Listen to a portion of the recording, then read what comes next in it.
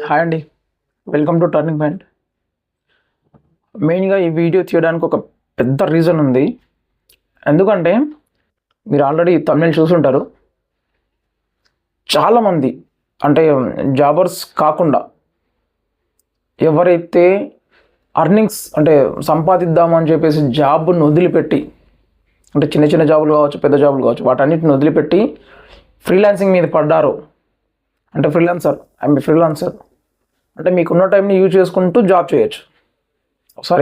మీకున్న టైంని యూజ్ చేసుకుంటూ ఎర్న్ చేయొచ్చు మనీ. ఈ కాన్సెప్ట్కి ఎవరైతే అలవాటు పడ్డారో, లేదా ఈ కాన్సెప్ట్ ఎవరికైతే నచ్చిందో, ఈ కాన్సెప్ట్లో ఎవరైతే ఉందామనుకుంటున్నారో వాళ్ళకు మెయిన్గా చెప్దాం అనుకునేది ఒకటే విషయం.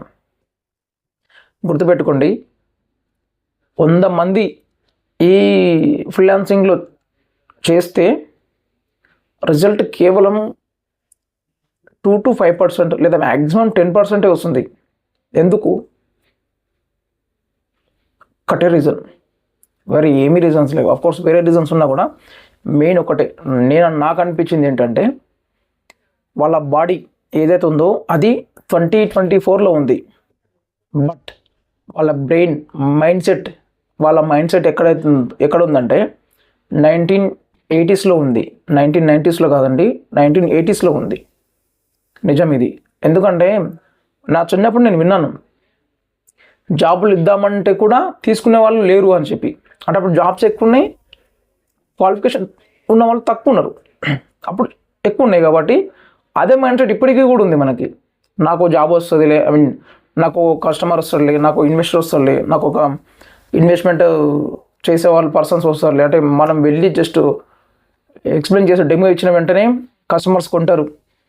లేదా ఇన్వెస్టర్ ఒక ప్లాట్ పైన తీసుకుంటే ఇన్వెస్ట్మెంట్ చేస్తాడు, లేదా ఇన్సూరెన్స్ చేస్తారు పర్సన్ అని చెప్పేసి ఖచ్చితంగా ఇదే అనుకుంటారు ప్రతి ఒక్కరు. మ్యాక్సిమం ఫెయిల్ అయిన వాళ్ళంతా ఇదే.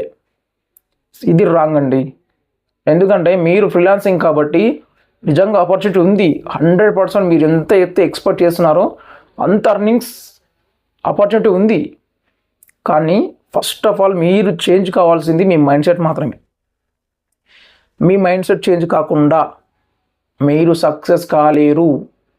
అది గుర్తుపెట్టుకోండి ప్రతి ఒక్కరికి. ఎవరైతే ఈ వీడియో చూస్తున్న వాళ్ళంతా మెయిన్గా ఏంటంటే, మీరు ఎలా మైండ్ సెట్ని సెట్ చేసుకోవాలి అంటే, మీరు ఫస్ట్ మీ ప్లాన్ చేసుకోండి.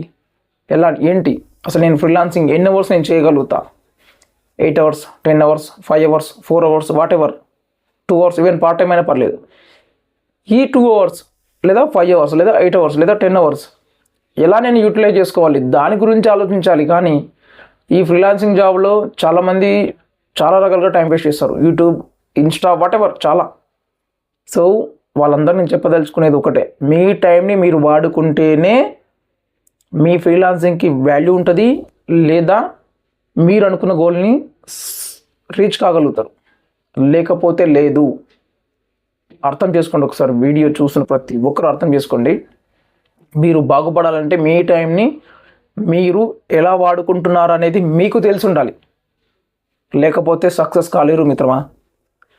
అది జెంట్స్ అయినా సరే, లేడీస్ అయినా సరే, ఎవరైనా సరే గుర్తుపెట్టుకోండి, మీ టైంని మీరు వాడుకుంటే మాత్రమే, అది కూడా ఎలా వాడుకోవాలో కూడా తెలిసి ఉండాలి.